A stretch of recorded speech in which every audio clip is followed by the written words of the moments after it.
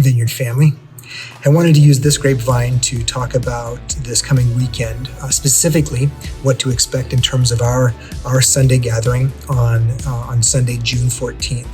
And so, we anticipate that Idaho will be moving into the next stage of our reopening by then. We actually expect there to be a press conference or a press release from our governor and then our mayor on Friday that should move us into the next stage, which allows for indoor gatherings of more than 50 people. So, that's good news for us. We've continued to gather virtually, gathering in homes and in other smaller spaces. And over the last 2 weeks, we've actually been able to open part of our campus. We had our chapel open, but that's been limited to 50 or less people.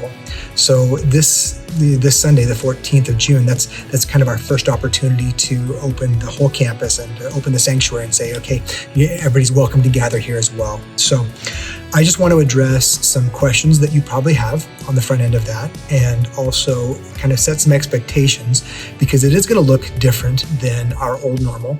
And so I want to share with you kind of what to expect so that you can adjust and plan accordingly if you decide to gather on campus. Okay, so I'll just hit a few bullet points and hopefully cover all those things.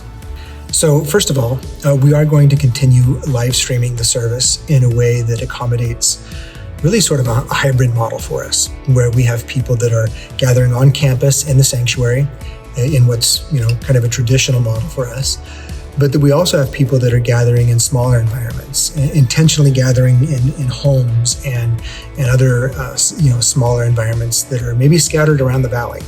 And so there's a few things that are driving that, a few values. First of all, just from a practical perspective, we recognize that there are going to be a number of us who need to continue to, out of health concerns, continue to quarantine, or if not quarantine, to at least avoid larger gatherings of people. And so we want to lovingly accommodate that. But secondly, we've discovered in the midst of this whole season that there are some opportunities that we think for deeper experiences of community and discipleship than maybe what we've experienced on Sundays, that can happen in a smaller environment that's intentional, where we've got a couple different families coming together, or households, or people inviting friends over to their home. And the discussions that can come out of that, the communities that can come out of that, the missionality that can come out of that. And so we want to lean into that and continue to empower and explore that. And so I know Pastor Mike has put together a video about that, and so you're hearing from him as well. Secondly, will we be requiring masks? That's a fun one, right?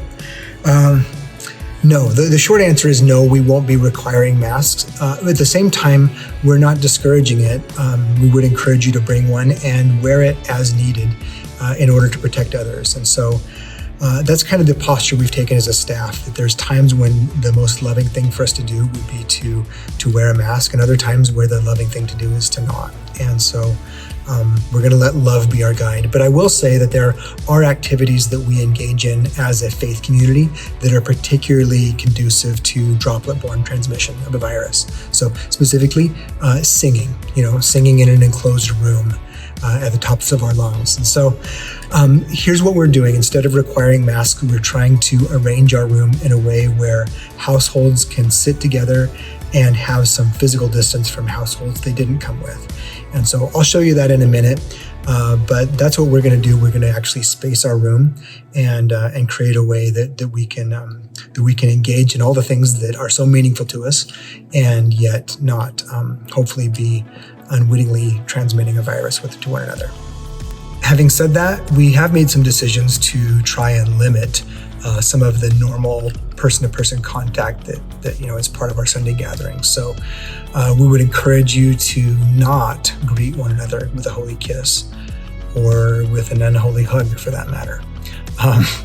But also, and this is the biggie, is that we are not going to have our coffee bar open initially.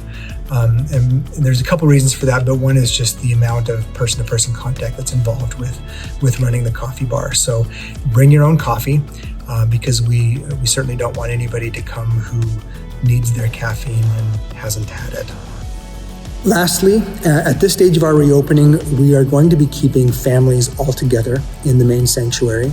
as opposed to our normal model where we would have the younger children separated off into more kind of age-specific children's ministry.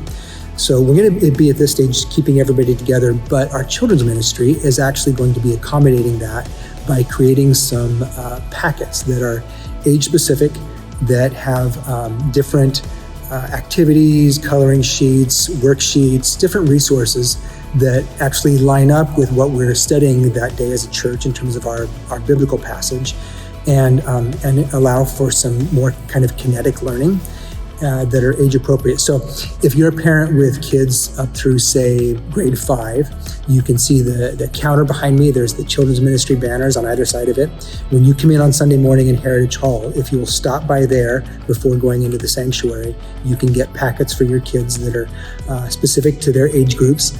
And then when you go into the sanctuary, what you're going to see is that we've arranged the room with a combination of rows and tables that are all kind of physically distanced. But our idea is that families can sit at the tables and have a place where they're, a hard surface that kids can work on, worksheets and crafts and all those type of things, and also be, kind of quarantined together as a family. And other people that are coming in can use the rows. And then what we would ask is if you're coming in, just sit together with your household, whether it's rows or tables, you can sit together. And then if you're in a row, maybe leave 2 chairs in between you and the next household, just to create some social distancing. So we're going to have the chapel available as overflow. So we're going to have plenty of space on Sunday. And then we'll also have some different spaces that are open for, if we have a noisy baby, fussy baby that needs to get up and have mom or dad walk them around, we'll have some spaces set up where you can still stay dialed into the service through the video feed. So that's our plan so far. We're kind of navigating this one day at a time, and it's kind of whiplash with all the changes that happen. Each day, what's each new day going to bring. That's the plan at this point for this weekend, and after this weekend, we'll evaluate and adapt and keep learning about how to best do this. But regardless of whether you gather in a home with other people or whether you're gathering on campus, it's important that we gather together and have a space where we're engaging in worship and discipleship, and out of that we're moving off into mission. And so with that said, let's keep stepping into uncharted territory and doing our part to make the invisible God visible.